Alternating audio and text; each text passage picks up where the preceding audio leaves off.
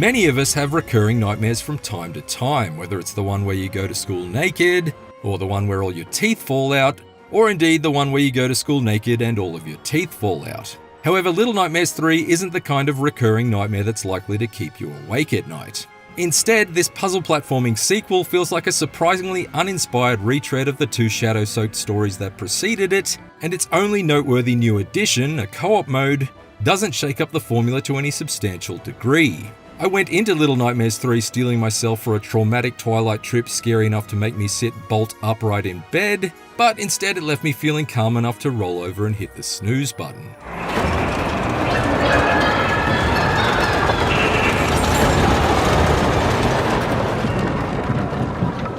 Little Nightmares 3's journey through a sequence of dimly lit domains focuses on two entirely new and aptly named child leads, Low and Alone. You select which pint-sized protagonist you want to inhabit at the story's outset, with the second hero controlled either by the AI, like 6 was in Little Nightmares 2, or by a second player in online co-op. The two leads share the same core abilities like jumping, crouch walking, and grabbing objects, but they're each equipped with a unique tool for puzzle solving and the occasional brief burst of combat. Low has a bow that can be used to shoot ropes to drop crates or switches to move platforms,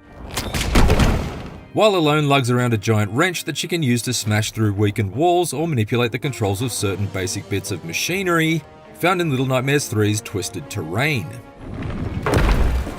However, there's little room for experimentation with each character's unique actions since they are largely context sensitive. Low will typically only raise his bow to fire if there's a target nearby that he needs to hit, for example. And puzzle solutions always seem pretty obvious as a result.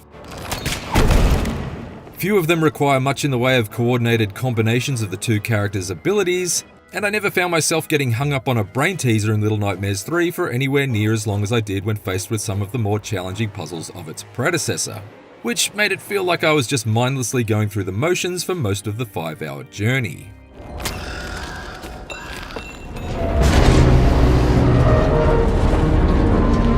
Unlike the tales of the first two Little Nightmares, which each featured 5 chapters, Low and Alone's story is split across only 4. The sand-swept sprawl of Necropolis, the creepy lollipop-lined floors of the Candy Factory, the twisted Tim Burton-esque big tops of Carnavale, and the somewhat generic hospital hallway horrors of the Institute. Low and Alone travel to each standalone setting using mirrors as portals, and while I won't spoil why it is they're trapped in these nightmare realms or exactly where they're trying to get to, I will say that I found the unspoken bond that gradually develops between them to be surprisingly sweet, even if the story itself is ultimately pretty slight and not nearly as spooky as the previous 2.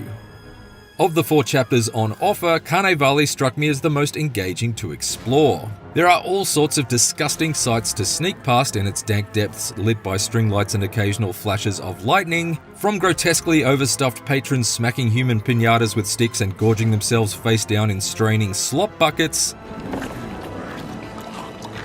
to a particularly disturbing spin on the classic magician's trick of sawing a man in half.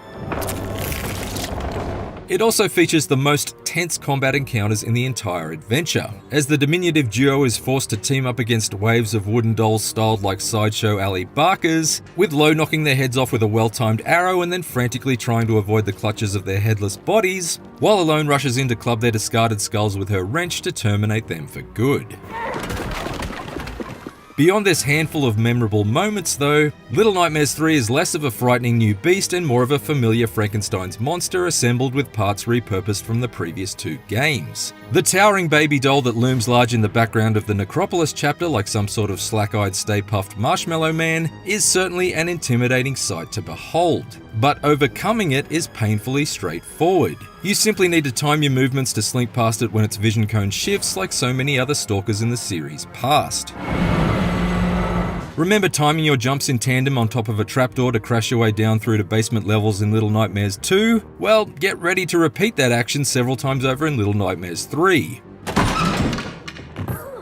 Along with regular stops to slowly rip the wooden beams off boarded up doorways, and push and pull crates in order to clamber up onto shelves. It all starts to feel a bit too repetitive long before you roll credits, which isn't ideal for a story with a runtime so short it can be completed in a single late night session.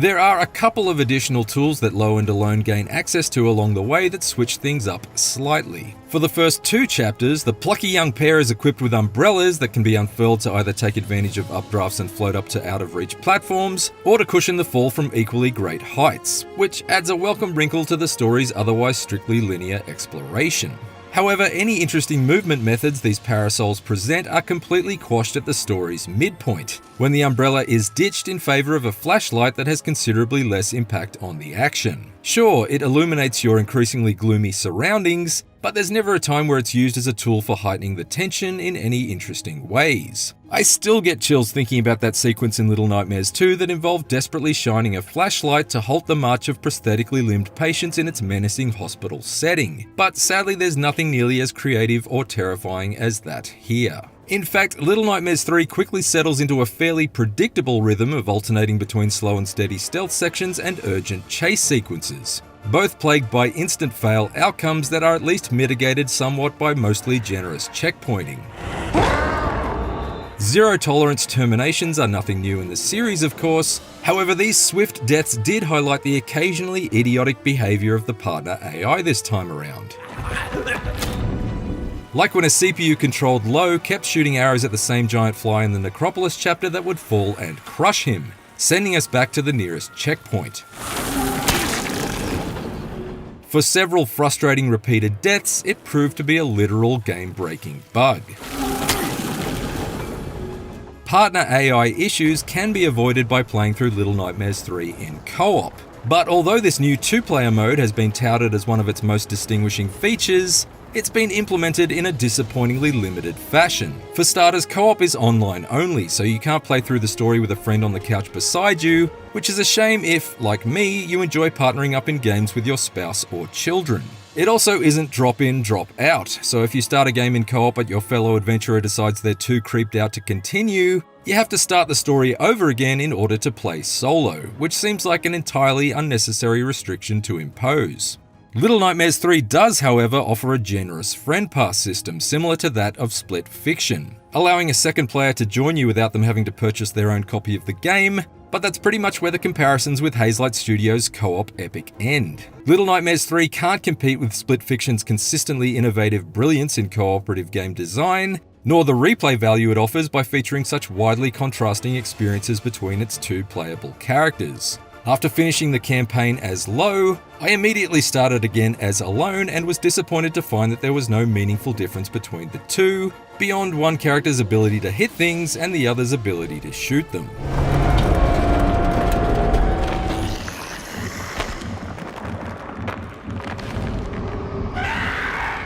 Despite a pair of new protagonists and the inclusion of 2-player support for the first time in the series, Little Nightmares 3 doesn't do enough to distinguish itself from the previous 2 adventures, making each step through its shadowy structures less full of dread and more like a retread. There are some memorably morbid moments here and there, and the Carnavale chapter is a standout, but the constant crate pushing and instant fail chase sequences feel all too familiar at this point.